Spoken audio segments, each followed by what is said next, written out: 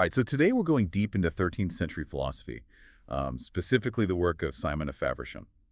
You send over some really fascinating excerpts from the Stanford Encyclopedia of Philosophy about this British scholar, and I'm excited to kind of unpack his life and explore some of his key ideas in logic, psychology, and metaphysics.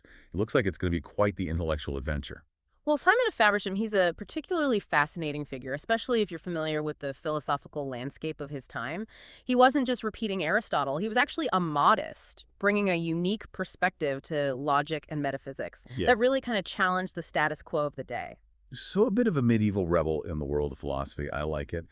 But let's start with the basics. Who was Simon of Faversham? He was born around 1260 in Faversham, England. It was a bustling seaport town. And from there, his life took him on this incredible journey through the great academic centers of his time. So he earned a Master of Arts from Oxford, taught in Paris, returned to Oxford for a Doctor of Theology, and even held significant positions within the church. Ultimately, he became the Archdeacon of Canterbury. Sadly, he died in 1306 during a trip to the Papal Curia, possibly due to a dispute over an appointment. Wow, what a life. A true scholar, traversing borders and engaging in all the big intellectual debates of his era.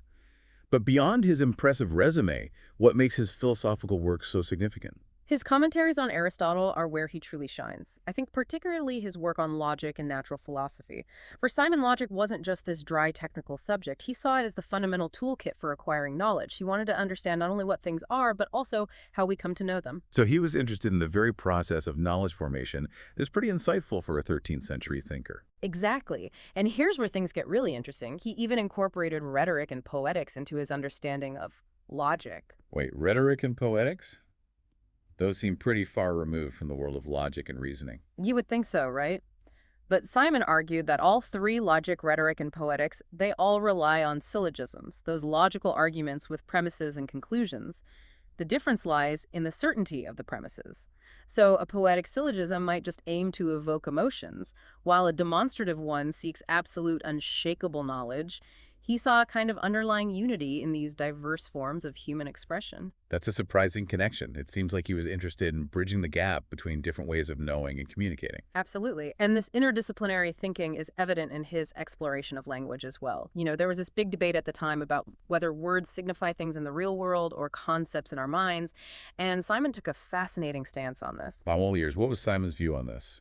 Did he side with the realists or the conceptualists? He argued that for certain words, those that name essences, like human or stone, they signify the essences themselves, not just our mental concepts of them. He called these words words of first imposition. So when we say human, we're not just referring to a mental picture we have, but to the actual essence of what it means to be human. Precisely. And here's where it gets even more intriguing. He believed that these words could retain their meaning even if all their reference in the physical world disappeared. Now that's a mind bender. How could a word still mean something if there's nothing left in the world that corresponds to it? Because for Simon, the essence itself could still be conceptualized even in the absence of physical instances.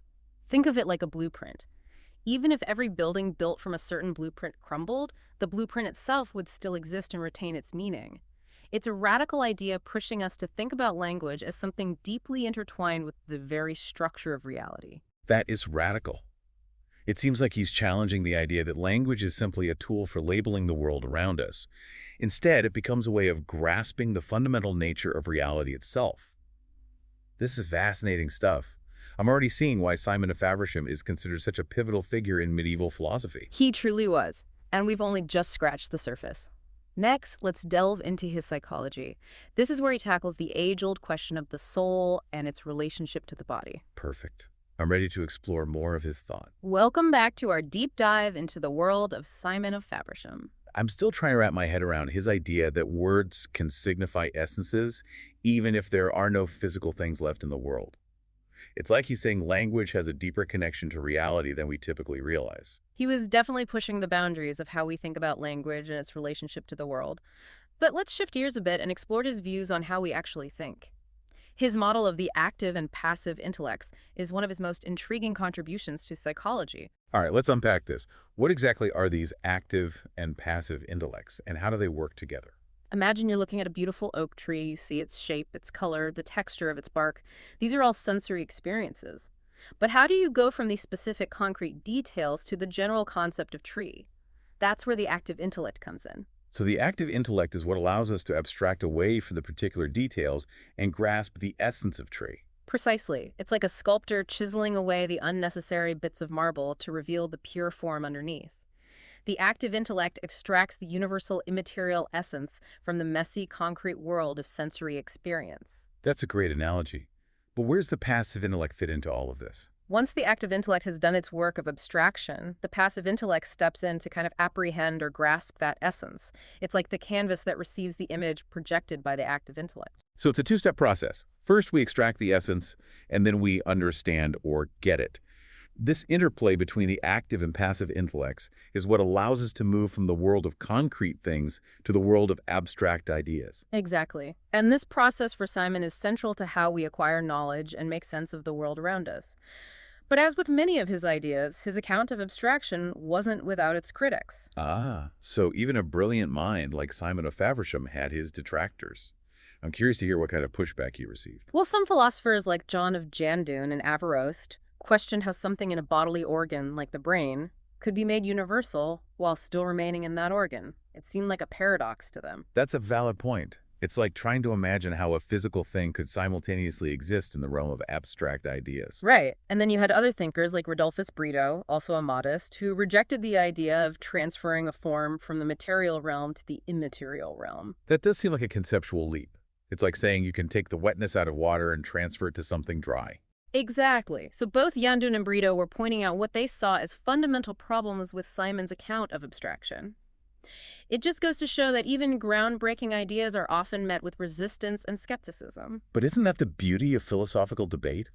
It forces us to refine our thinking, to strengthen our arguments, and to consider different perspectives. Who knows, maybe Simon even revised his views based on this feedback. Perhaps he did. Unfortunately, we don't have access to all of his writings and responses, but it's certainly possible that these criticisms spurred him to further develop and clarify his ideas. Now let's move on to another fascinating aspect of Simon's thought, his views on dreams. Oh yes, I remember the article mentioned something about his unique take on dreams and their significance. He had some very interesting ideas about where dreams come from and what they can tell us. He believed that dreams could arise from our bodily humors, that ancient idea that our personality is determined by the balance of fluids in our body. So an excess of black bile might give you nightmares. Exactly. But he didn't stop there. He also believed that dreams could be triggered by memories bubbling up from our subconscious. That makes sense. Sometimes it feels like our dreams are replaying fragments of our past experiences, or even creating entirely new scenarios based on those memories. And here's the most intriguing part. Simon also believed that some dreams could be influenced by celestial bodies, by the stars and planets. Whoa. That takes us into the realm of astrology and the idea that the cosmos can somehow influence our inner world.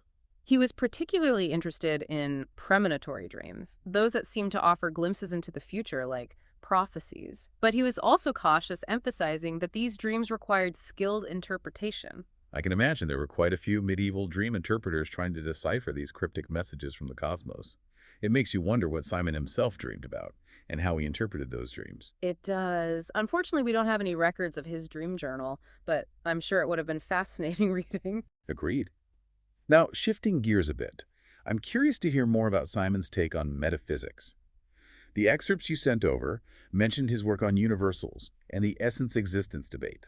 Those are two of the biggest questions in metaphysics, and Simon offered some truly insightful perspectives. Let's start with universals.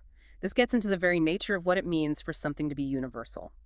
Is it a property inherent in things themselves, or is it something our minds create? That's a question that has puzzled philosophers for centuries. Where did Simon stand on this issue? He argued that universality isn't something that exists out there in the world independent of our minds. Instead, it arises from the way our intellects understand and categorize things. So it's not that there's some mystical universal tree floating around in the ether. Right. It's more that we encounter lots of individual trees, each with its unique characteristics. And our minds recognize the commonalities, the shared essence that allows us to group them together under the concept of tree. So we create the universal by recognizing the shared essence among individuals. Exactly. And here's another fascinating wrinkle. Simon argued that a species could exist with only one member. Wait, a species with just one member? How does that work? Wouldn't that just be an individual, not a species? Think about the sun or the moon. In Simon's time, they were considered species. They're unique, one-of-a-kind entities. But he didn't think that disqualified them from being species. So he's saying that the number of individuals isn't the defining characteristic of a species. It's more about the essence, the set of defining qualities that matter. Precisely. For him, if a species needed multiple individuals, it would have to be based on either the essence itself or its existence. He rejected both possibilities. Okay, I'm following so far. But if a species doesn't need multiple individuals, why do we see so many different humans, dogs, trees, and so on in the world? Why this abundance of individuals within a species? That's where Simon's ideas about individuation come in. He believed that in our sublunary world, everything below the moon, a single individual never fully exhausts all the matter that could be actualized by its essence. There's always leftover material that could potentially be shaped into another instance of that essence. So there's always the potential for more cookies from the same cookie cutter, to use your earlier analogy. The essence is like the blueprint, and the matter is like the raw material waiting to be formed. A perfect way to put it. But what about those superior beings, the ones above the moon? They don't seem to multiply in the same way. Right. They seem to exist as unique individuals, not as members of a species with multiple instances. That's because, according to Simon, their individuation is based on something he called subsistence. Their inherent uniqueness, their irreplaceable essence. They're not individuated by matter like earthly beings.